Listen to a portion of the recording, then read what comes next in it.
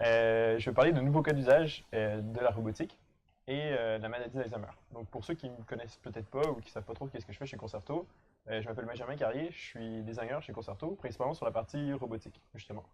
Et en fait, ce que je veux faire comme présentation, en fait, c'est en lien avec mon projet de fin d'études que je fais à l'école. Donc je suis en dernière année de master et je fais un projet qui s'échelonne sur un an sur justement la robotique et je fais un mémoire dessus. Et en gros, là, c'est des bouts, en fait, ce que je vais vous présenter, c'est en partie une soutenance que j'ai déjà donnée sur ce sujet-là. Et ce que je trouvais intéressant de vous présenter aujourd'hui, c'est comme on fait de la robotique aussi chez Concerto, bah, je pense que c'est un sujet qui peut être intéressant pour vous.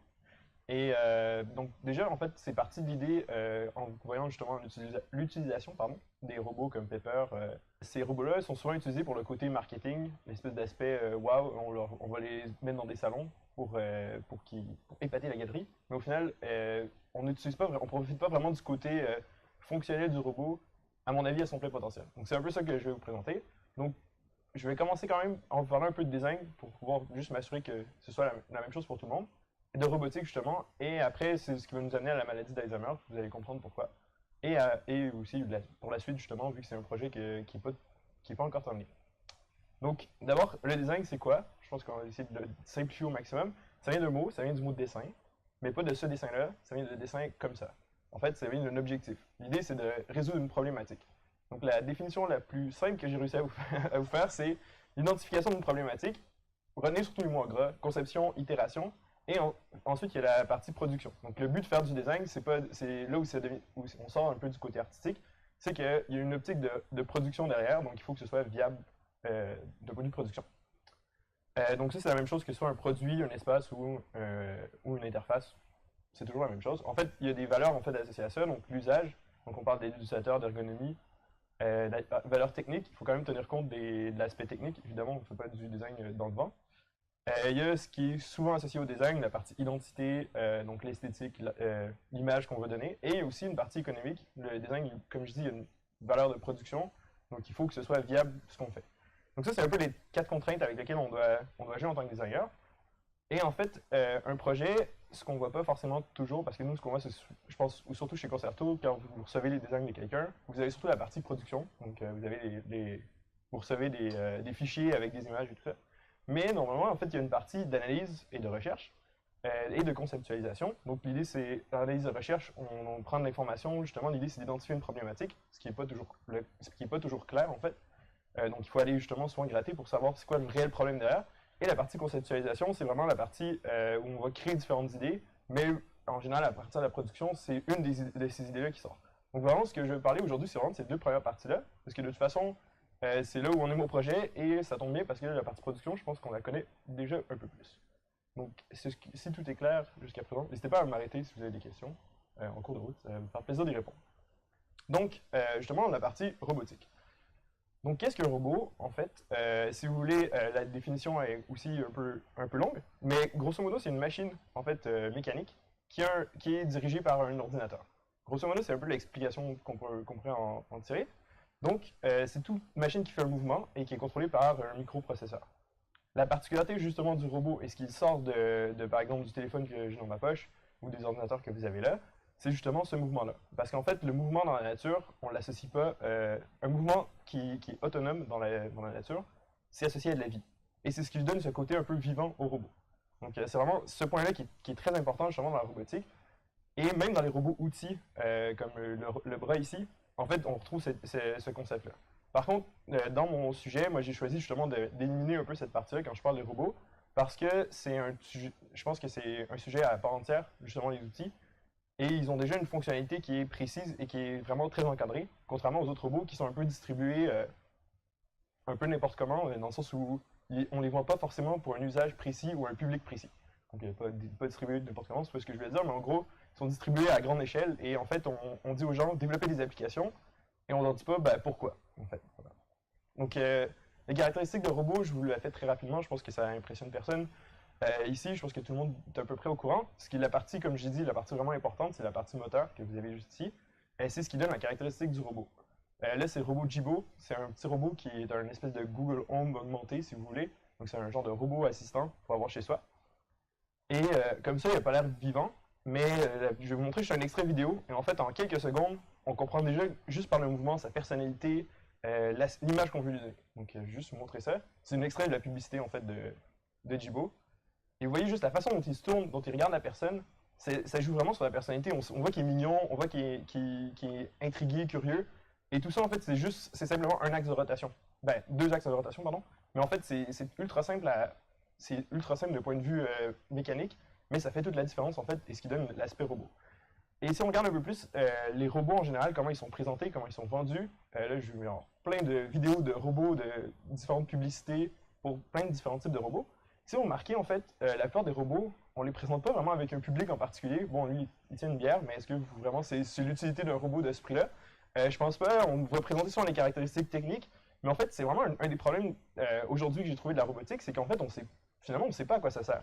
En fait, surtout pour les robots qu'on pourrait qualifier de sociaux, donc pas les robots outils. Donc voilà.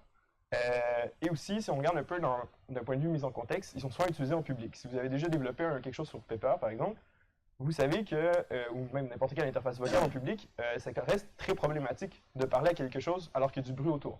Donc déjà, aussi, il y avait ce côté-là où pourquoi finalement on fait des robots en public, c'est vraiment pour l'aspect justement marketing. La preuve aussi, Zoé, donc la voiture de Renault qui était vendue, on utilisait Pepper pour vendre une voiture.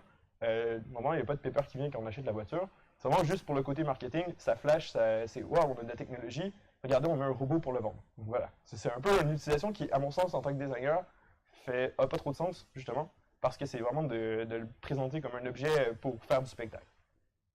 Il y a aussi le problème disons, l'image qu'on a des robots. En fait, je pense que c'est le titre le plus aguicheur possible pour un article. Donc, Facebook coupe deux robots qui ont inventé leur propre langue.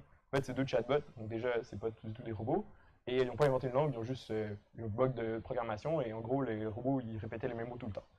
Mais ça, c'est des articles de journaux qu'on va retrouver dans la presse, disons, classique. Donc, c'est quelque chose que, en fait, c'est l'image que le robot peut avoir à l'extérieur. En fait, c'est très grave parce qu'en fait, on crée une attente par rapport au robot qui peut créer de la déception. Et derrière, en fait, ça peut nuire énormément. La preuve aussi, ici, en fait, c'est Pepper qui parle en commission parlementaire au Royaume-Uni. Donc, c'est un Pepper, vous voyez, bon, j'ai pas de son, mais ben, je vais couper le son parce qu'en fait, c'est pas vraiment intéressant. Mais en gros, le robot, il fait juste répondre. Mais en fait, en ayant utilisé Pepper, on sait que quand il répond, c'est quelqu'un derrière qui appuie sur play sur différentes phrases. Parce qu'il n'est pas en train de répondre à la personne, il n'y a pas toutes les animations qui suivent. Donc en fait, ça a été dénoncé par des chercheurs en robotique, justement, parce qu'en fait, on crée une attente sur ces robots-là qui sont pas si... On s'attend à ce qu'ils soient hyper intelligents, et ça peut faire peur aux gens. Et en fait, ça nuit à l'image de la robotique en général.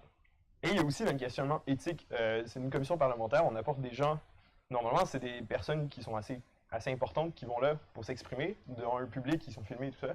Et là, on apporte un robot qui n'est pas vraiment intelligent finalement. Donc, il y a un peu ce côté-là éthique aussi. Après, en continuant mes recherches sur la robotique, j'ai vu aussi que les robots sont utilisés d'un point de vue artistique. Quand même, c'est pas, je vous présente une œuvre de Justin Lemar, mais il y a plein d'œuvres en fait où on va utiliser des robots. Et en fait, ça traduit vraiment pour moi le côté sensible que va apporter le robot. Le fait qu'il soit une présence dans l'espace, on peut l'utiliser dans une œuvre artistique. Vous avez des œuvres qui sont créées avec des ordinateurs, mais c'est rare qu'on voit l'ordinateur dans l'œuvre ou le téléphone. C'est vraiment le côté, c'est justement ce que je trouve super intéressant, c'est qu'il est présent dans l'espace. Donc, au vu d'un peu tout ça, c'est quoi les forces du robot par rapport à une interface classique? Vous avez le fait qu'il soit présent dans l'espace, comme j'ai expliqué. Il est proactif, il peut s'adresser aux gens. Donc, il voit quelqu'un qui est passé devant lui, il peut se tourner, il peut s'adresser à lui comme le ferait un être humain ou comme le ferait un animal qui viendrait le voir. Et ça, c'est quand même une caractéristique ultra importante que pourrait justement pas faire disons, les interfaces classiques. Ça crée de l'émotion, donc ça génère de l'émotion, le fait qu'on pense qu'il soit vivant, fait qu'émotionnellement, en fait, tout le monde va être disons, va être touché par ça. Même les gens qui programment sur Pepper tout le temps. J'ai pu parler justement dans mes recherches à des anthropologues. Certains travaillaient avec des gens qui développaient sur Pepper au Japon. Et en fait, on se rend compte que la façon dont ils utilisent le robot, dont ils le déplacent, ils le tiennent, ils lui parlent, ça ressemble beaucoup plus à un animal qu'à un ordinateur tout simplement. Même ici dans le bureau, je pense que tout le monde a déjà dit quelque chose à Pepper, sachant pertinemment qu'il n'allait pas nous répondre, parce que c'est pas une phrase qui est préprogrammée, mais on se dit « Ah, il est en train de bouger, donc c'est intéressant ». Il y a l'aspect justement de connexion au réseau, donc c'est quand même quelque chose qui est important. Vous allez voir un peu plus tard pourquoi. mais en fait, c'est l'avantage d'être quand même un objet qui est connecté, finalement, qui a accès à plein d'informations. Et on peut aussi, il peut être là aussi pour interagir avec l'humain et l'aider dans des tâches. Donc il y a vraiment un côté partage des différentes tâches avec l'humain, donc l'aspect cobotique. Et il y a l'avantage aussi très important d'être accessible. Donc il peut être utilisé autant par des gens, vous avez des robots comme ça, ils sont tactiles, il y a une interface vocale, certains ont des retours haptiques. Je pense qu'il y a vraiment une possibilité super intéressante de pouvoir faire des interfaces qui sont beaucoup plus accessibles à tout le monde et qui n'utilisent pas particulièrement justement des interfaces classiques, des interfaces tactiles de téléphone. J'ai fait des enquêtes, en fait, j'ai parlé avec des différents designers aussi sur le terrain, donc des designers en robotique. Donc ça, c'est Clémence Germain qui fait le petit robot qu'elle a. En fait, c'est une petite boule comme ça. C'est pas la meilleure image que j'ai pu trouver, désolé, mais en fait, j'ai parlé avec elle justement de ce que c'est que le robot pour elle et c'est quoi l'impact que ça a justement chez les gens. Pour elle, c'est avant tout une interaction, c'est pas un support. Donc le robot, on ne devrait pas s'en servir pour juste, par exemple, il y a un écran. L'idée, c'est pas que l'écran diffuse une vidéo ou quelque chose comme ça, mais justement, c'est qu'il interagisse avec quelqu'un. Sinon, il perd un peu son intérêt. Et la forme doit être au plus simple. On cherche à créer une expérience d'abord. Donc, un peu comme ce que je disais par rapport à Pepper en commission parlementaire, le problème de la forme, et c'est un aspect qui est quand même très important en robotique, c'est que ça crée de l'attente. Vous avez par exemple un Nao, un Pepper. Pepper, le fait qu'il ait une taille à peu près d'enfant, on s'attend à ce qu'il puisse faire les mêmes choses qu'un enfant. Alors qu'un Nao, il est complètement, même s'il a des bras et des jambes, il est dans un autre format, donc on s'attend un peu à rien. Alors que Pepper, dès que les gens le voient, ils disent: ah, est-ce qu'il peut soulever des charges? Ben non, parce qu'il n'y a pas les moteurs pour le faire. Mais le fait qu'il y ait une forme comme ça, on s'attend à quelque chose. Là, vous avez la petite boule comme ça, elle se promène dans la pièce. En fait, c'est un truc qui roule, ça ressemble un peu à un sphéro. Je sais pas si vous voyez un peu c'est quoi. Mais en fait, c'est un sphéro en plus gros. Mais lui, s'il fonce dans le mur, donc en essayant de passer la porte, mais on s'en fout parce qu'on ne s'attend pas à ce que cette forme-là puisse faire ce genre d'action-là.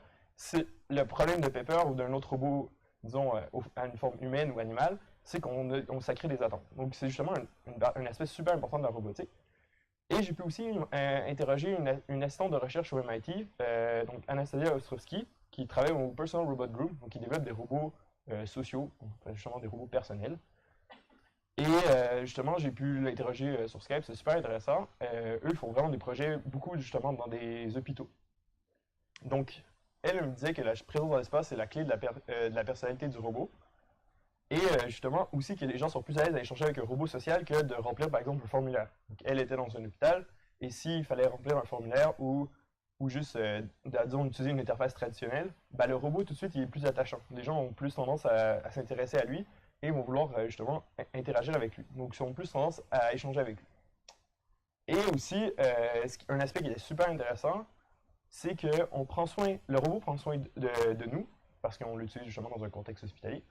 Mais un point super important, c'est qu'on prend soin de lui aussi. C'est justement, euh, en fait, justement, c'est pas elle qui m'en parlait, mais c'est une anthropologue qui travaille aussi avec des robots dans les milieux hospitaliers. Elle me disait, par exemple, des fois il y avait des robots qui buguaient. Donc le robot il bloque, il tombe ou quelque chose comme ça. Et en fait, les gens plutôt que de se dire: ah non, c'est planté, ben ils vont le voir et dire: ah, il est peut-être malade et il s'est peut-être brisé quelque chose. Et en fait, le côté de devoir prendre soin du robot aussi, pour des gens dont on prend soin toute la journée et qui ont un peu perdu beaucoup de leurs responsabilités habituelles, c'est super intéressant. Et pour le coup, ça revalorise en fait ces gens-là. Donc ça, c'est un point que j'ai vraiment retenu justement pour la suite, pour la partie ASMR. Donc, vous avez quand même des enjeux en robotique, vous avez le fait que ça évolue très rapidement, des différentes pièces sur le robot. Euh, Malheureusement, on ne peut pas faire de la technologie de 10 ans. Ça va si elle ne coûte pas trop cher, mais de renouveler des technologies vieilles de seulement 2 ans, par exemple, sur un robot, alors que ça coûte 20 000 euros, c'est compliqué. Même le Aibo, ici, c'est le petit chien, quand même presque 3 000 euros.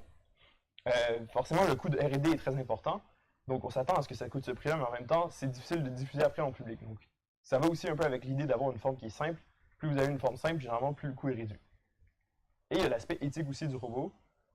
Cheryl Turkle, qui est une chercheuse aussi en robotique, qui parle de Paro, en fait, c'est ce petit robot-là que vous avez, qui est un petit robot bébé phoque blanc, tout mignon, qu'on utilise principalement justement dans des centres hospitaliers ou ou dans des EHPAD, par exemple.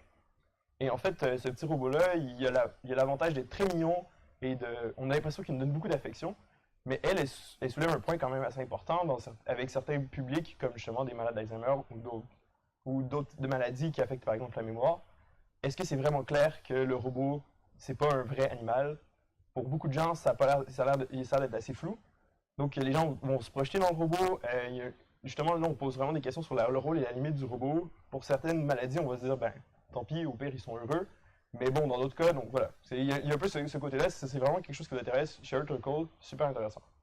Donc, en bref, pour faire la robotique, l'avantage, c'est une interface qui est accessible. J'ai une interface vocale, mais en fait, c'est plus accessible en général.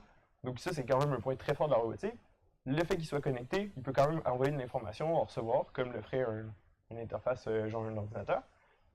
Il y a l'aspect présence, donc vraiment le côté, il est présent dans l'espace. Et c'est pas anodin quand on rentre dans une pièce et un robot, tout de suite on le remarque, beaucoup plus qu'un ordinateur par exemple. Et il y a le fait qu'il crée de l'émotion. Et en fait, c'est justement toutes ces caractéristiques-là et mes recherches qui m'ont amené à parler justement de l'Alzheimer, comme d'un nouveau contexte utile pour la robotique. Pourquoi? Parce que justement, c'est des connaissances acquises. Je parlais d'accessibilité, j'ai dit interface vocale, mais en fait, même si on n'a pas à apprendre une nouvelle interface, si le robot nous parle, c'est dans les dernières connaissances, c'est des connaissances qui restent quand même très loin dans la maladie. Vous avez l'émotion, justement, qui ne se perd pas. En fait, pour vous résumer, je vais vous en parler un peu plus après, mais en gros, la maladie d'Alzheimer, on m'a expliqué comme ça, je trouve que c'est une bonne métaphore. En fait, imaginez une marée qui monte et qui descend.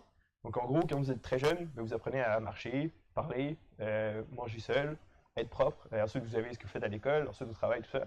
Et la maladie d'Alzheimer, en fait, c'est comme si ça redescendait. Donc vous allez perdre disons, les dernières choses que vous avez acquises, vous allez les perdre en premier. Donc l'émotion étant quelque chose qu'on acquiert très très jeune, c'est justement un point qui reste très très loin dans la maladie. Donc, ça se rapproche un peu de ce qu'on fait avec la zoothérapie. Donc, d'avoir des robots, ça peut rapprocher un peu justement du côté animal. Et en fait, les animaux sont utilisés avec les malades d'Alzheimer dans un contexte.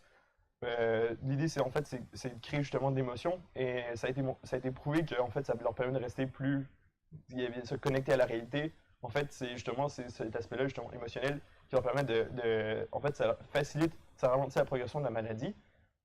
Et c'est quand même un point qui est super important, mais le problème de la zoothérapie, ben, c'est qu'il y a un animal dont il faut s'occuper, donc qui est quand même un être vivant.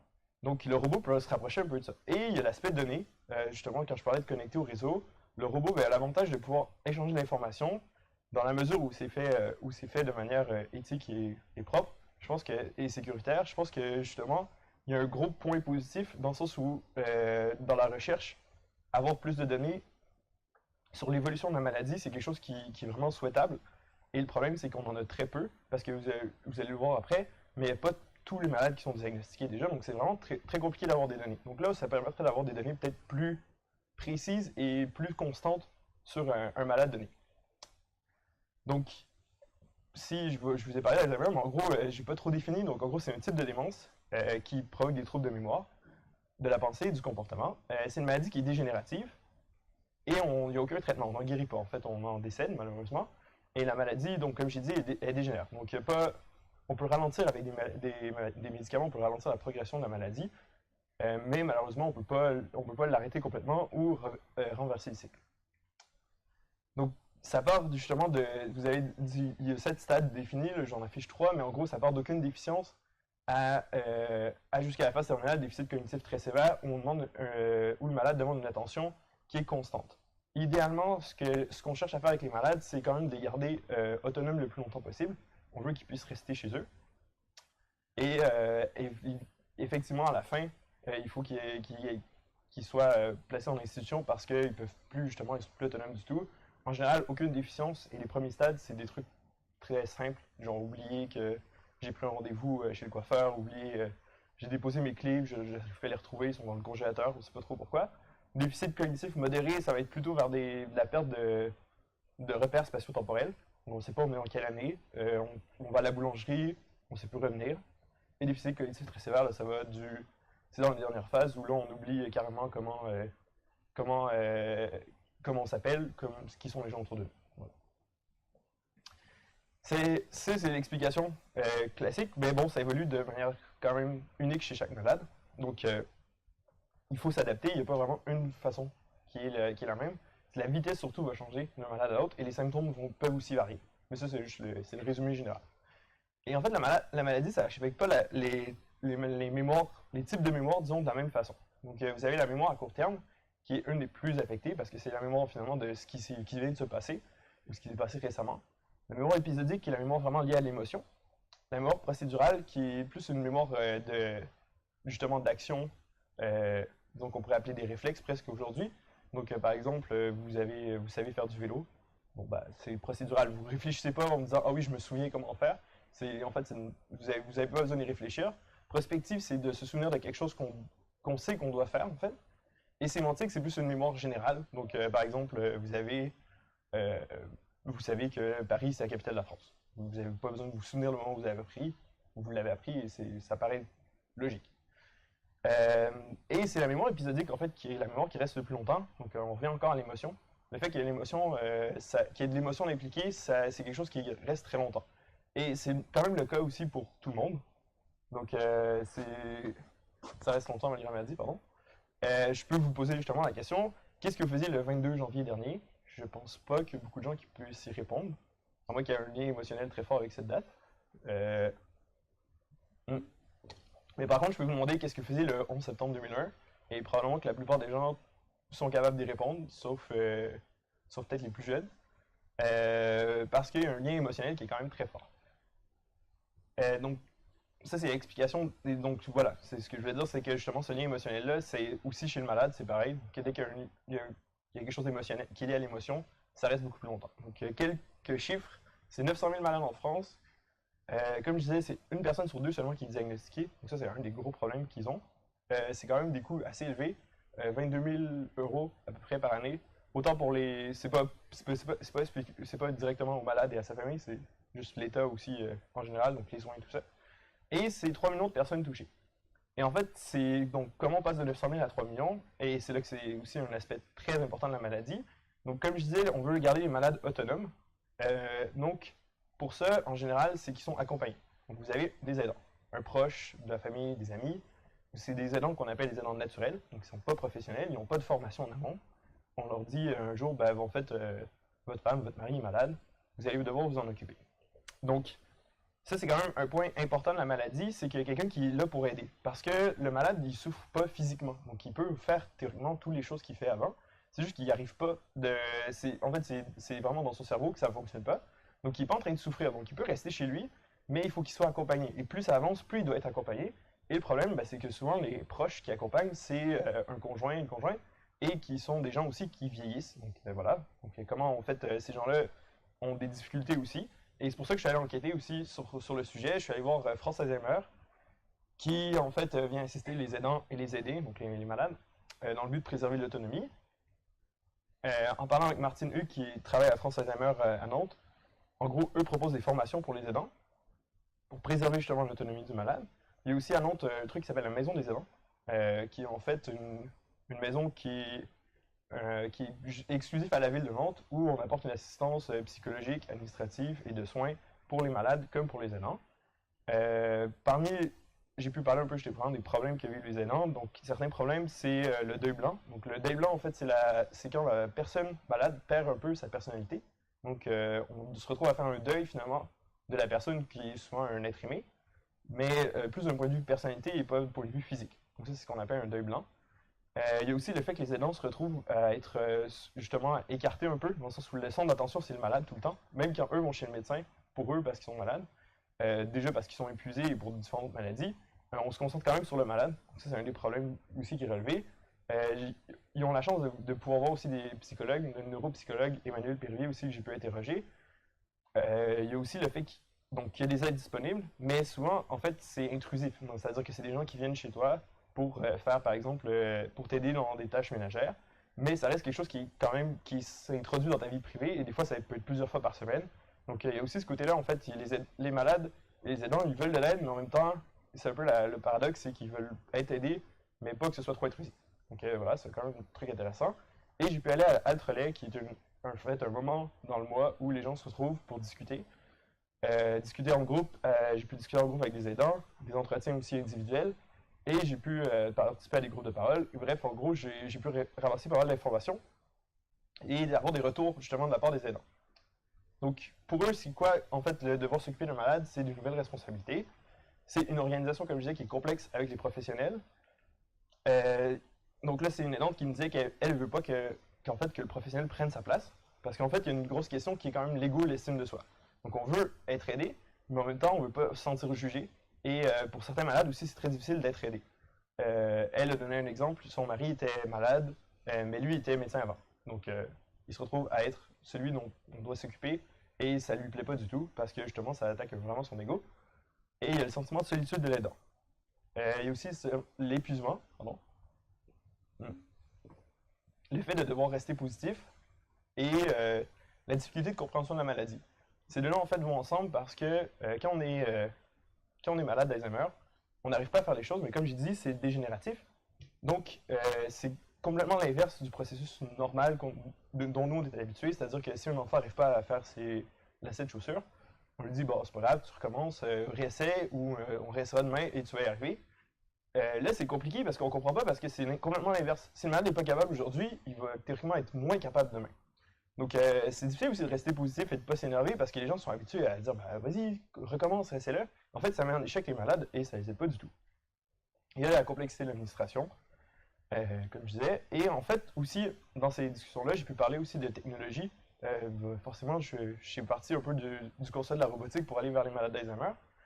Et en fait, j'ai parlé justement de discussions parce qu'il y a un peu le cliché que les personnes âgées ne se servent pas de la technologie.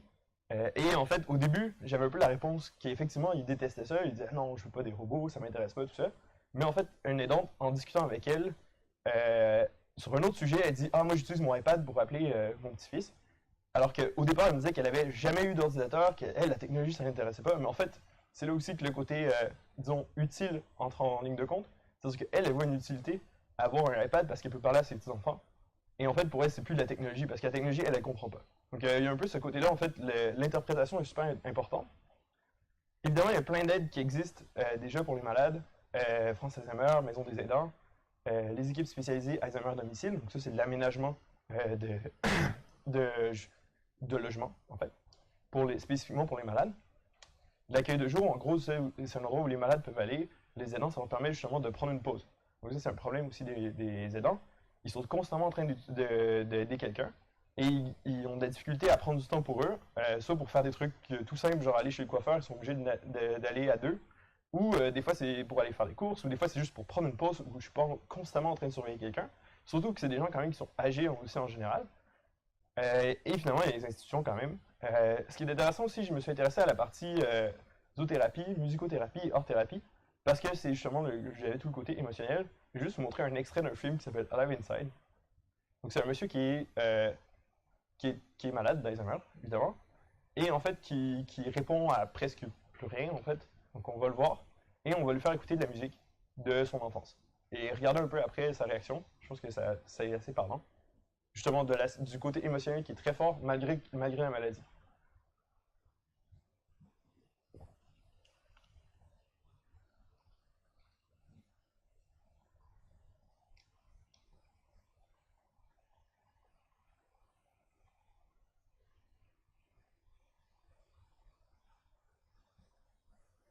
Donc déjà, vous voyez ses yeux qui s'illuminent, contrairement à il y a 2 minutes.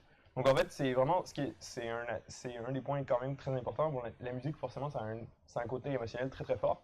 Mais en fait, c'est quelque chose, comme je dis, qui reste malgré la maladie. Après, ils lui ont posé des questions et il répondait beaucoup mieux. En fait, il était capable de répondre à des questions auxquelles il n'était pas capable de répondre juste avant.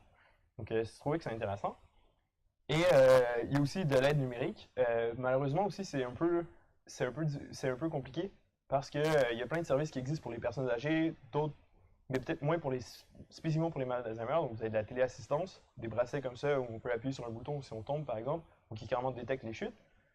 Vous avez de la domotique qu'on va mettre dans la maison, comme ça la personne peut retrouver son chemin dans sa propre maison la nuit, mais c'est un peu fait à la main. Il n'y a pas un truc spécifique pour les personnes âgées. Il y en a qui vont donner des GPS, parce qu'il y en a qui se perdent et qui sortent de chez eux, qui ne retrouvent plus leur chemin.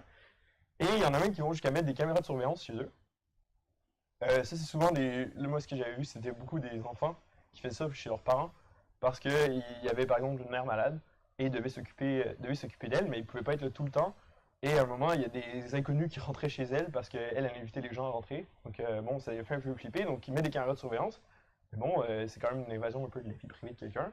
Ça doit être ses parents, voilà. Donc on se rend compte que tout le monde il va un peu être à sa technique parce qu'il n'y a pas vraiment de vraies solutions existantes. Donc, il y a des enjeux comme pour la robotique, l'assistance, la peur du jugement, le deuil blanc, comme j'ai expliqué. La partie autonomie, donc on veut garder le malade à son domicile, et aussi, justement, on veut préserver son ego, comme le malade, comme pour les dents. C'est difficile d'être malade, donc il ne faut pas non plus. L'idée, c'est, comme je disais, pas le mettre en échec. Et avec justement l'aspect vie privée, donc la visite des professionnels qui viennent assez souvent, le suivi, comment on le fait, et justement, est-ce qu'on met des caméras de surveillance chez ses grands-parents. Voilà. Et là où ça rejoint vraiment la robotique, à mon avis, c'est sur tous ces points-là. En fait, l'avantage du robot, c'est que c'est une interaction, une interface qui est accessible. Donc, comme je dis, il n'y a plus de mémoire à court terme. On ne peut pas apprendre une nouvelle façon d'interagir. Le robot, s'il nous parle, ben, c'est d'autant plus simple. Le robot, il peut avoir une attitude positive, il peut répéter les mêmes choses 10 000 fois avec le même ton de voix.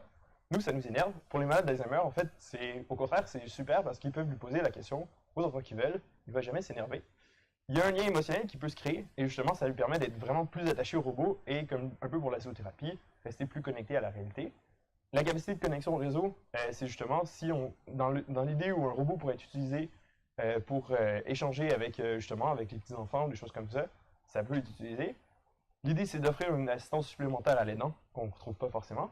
Et il n'y a pas de jugement. Le robot, il ne va jamais changer de ton de voix, il ne s'énerve pas, comme je disais un peu, sur l'attitude positive. Il ne juge pas les malades comme les aidants. Donc, c'est vraiment un point super intéressant du robot. Et tout ça, en fait, on ne peut pas forcément le faire avec une tablette. Je ne peux pas juste donner une tablette à un malade et dire bon, ben maintenant, pour ne pas oublier tes trucs, note-les dessus. Parce que dans 5 minutes, la tablette, il n'y en aura plus rien à faire et ça ne l'intéressera pas parce qu'il s'y attache pas, parce qu'il ne comprend pas comment ça fonctionne, tu as beau lui avoir expliqué, il ne sait plus s'en servir après. Donc, c'est là vraiment où, pour moi, la robotique peut avoir une utilité super intéressante.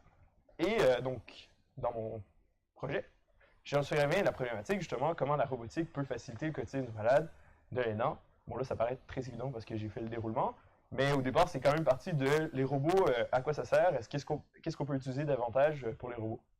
Donc, c'est pour vous montrer un peu l'aspect, disons, un peu caché du design. En général, nous, ce qu'on voit, je pense, surtout en entreprise, on voit moins le côté recherche. Voilà, c'est pour vous montrer un peu tout ça. Après, j'avais justement des pistes disons, de suite du projet qui étaient d'abord d'avoir un assistant pour accompagner le malade et alléger la tâche de l'aidant, une espèce de robot. Je m'étais dit, OK, ça peut être un robot qui répète les choses plutôt que l'aidant qui se fatigue et tout ça. J'avais aussi l'idée, est-ce que l'assistant, est-ce que le robot pourrait assister l'aidant, en guillemets, le former avant que son malade atteigne certains états pour qu'il soit prêt. Comme je disais, il y a des aidants qui se retrouvent à faire des tâches qu'ils ne faisaient jamais avant. Donc, par exemple, souvent dans des couples, un malade qui, lui, faisait toujours la comptabilité, bon, ben là, il est malade, il n'arrive pas à le faire. L'aidant, il n'a pas fait de ça depuis 40 ans, bon, ben, il faut lui réexpliquer tout ça. Ça, c'est une autre idée que j'avais. Donc voilà, c'était un peu les idées que j'avais. Et en fait, c'était la première phase. Et après, l'idée, c'est de partir en phase de conception où on commence à dessiner. On a des idées, on fait des scénarios, vous avez quelques images. Et en fait, la suite du projet, donc justement ce que je suis en train de faire, là, le point où j'en suis, c'est plutôt d'avoir une espèce de robot, pas forcément de cette forme-là, mais dans l'idée qui ressemble un peu à ça, qui soit un assistant relais entre le malade et l'aidant, pour permettre à l'aidant de pouvoir sortir de chez lui de manière autonome sans qu'il y ait forcément un autre être humain qui soit là. Parce qu'en fait, la plupart des malades, ils sont quand même à peu près autonomes, sauf qu'on veut quand même les surveiller un minimum. Mais bref, en fait, on se retrouve à soit attendre qu'un professionnel vienne pour pouvoir aller faire ses courses ou faire certaines choses, ou bien à demander aux voisins de le faire. Et en fait, le robot, je trouve que ça peut être une utilité super intéressante. Et le fait qu'il soit connecté, on peut communiquer avec l'aidant ou le malade à travers le robot. L'idée, c'est que le robot serve d'interface entre le malade et l'aidant quand ils sont à distance. Dans l'idée, je voyais plutôt dans un format beaucoup plus restreint, quelque chose qui peut-être même soit utilisé, disons, la majorité du temps quand l'aidant n'est pas là. Donc, une espèce de robot qui serait dans la maison, mais dont on activerait finalement le gros des fonctionnalités où il commence à parler puis à dire des choses en fait quand on s'en va. C'est un peu l'idée que j'en avais. Effectivement, c'est vrai que ça peut énerver les dents aussi. Après, ce qui est super intéressant, c'est dans les recherches aussi que j'avais vues, c'est à quel point, comme je dis, les robots, ça fascine. C'est pour ça que j'ose qu'on l'utilise en marketing. Et en fait, tout le monde met un robot, tout le monde va aller voir, va se dire qu'est-ce qu'il fait, tout ça. Donc, ce côté-là, quand même attachant et qui un peu de curiosité des gens. Donc, je pense qu'au début, c'est sûr que ça dérangera moins. Effectivement, à la longue, ça peut être une problématique pour les dents aussi. quand l'aidant s'en va, même quand il y a des professionnels, quand il y a d'autres gens autour, ben, ils se retrouvent un peu sans savoir où est parti l'aidant, parce qu'ils l'oublient. On leur dit, OK, je m'en vais faire des courses, et au bout de 5 minutes, ils se souviennent plus. Et en fait, ils sont hyper stressés parce qu'ils disent, ah, on m'a abandonné, on m'a laissé un peu comme un enfant qui stresse parce que ses parents l'ont abandonné. Et en fait, ce côté-là, il est vraiment justement le fait d'avoir un robot qui pourrait, lui, il pourrait lui demander 10 fois où est partie ma femme, ben, il nous dit OK, elle est allée faire les courses. Juste parce qu'elle, elle l'a rentré dans son téléphone, puis elle dit je suis parti faire les courses. Ouais, c'est des trucs tout bêtes, mais en fait, ça vient vraiment rassurer. Et je pense que justement, c'est ça. C'est un peu le propos. Ouais. C'est un aspect effectivement, qui peut être compliqué parce que certaines personnes. Le problème, en fait, c'est que là, c'est vraiment une question très personnelle. Donc, dans le sens où les gens, c'est ce qui ressort le plus dans la maladie, c'est souvent les caractéristiques que les gens ont déjà, mais qui sont un peu amplifiées. Donc, je dirais, exemple, quelqu'un, comme je disais, sa mère, elle essaie d'entrer les gens chez elle. C'est quelqu'un qui, de base, est très accueillant, va vers les gens. Et là, c'est un peu amplifié et exagéré, où là, elle invite n'importe qui. Et des gens qui sont très méfiants de base, eux, ils vont être encore plus méfiants. Donc, en fait, ça peut marcher, ça peut pas marcher. Et c'est un peu le côté aussi, c'est l'idée aussi d'avoir un projet qui est un peu scolaire, c'est d'expérimenter sur le sujet. Mais c'est justement, une des choses que je vais vérifier, c'est justement est-ce que c'est acceptable et accepté chez les gens. Et l'autre aspect que je veux aussi expérimenter, c'est justement est-ce que le côté, comme je disais, qui est similaire à la zoothérapie, est-ce que ça peut vraiment marcher ou est-ce que non, c'est pour vraiment un être vivant ou est-ce que finalement le robot fait très bien le travail. Voilà. En fait, pour la partie réalisation technique, le problème en fait auquel j'arrive avec ce projet-là, c'est que normalement en design, on va faire des prototypes et on va le faire tester et itérer sur ces prototypes-là.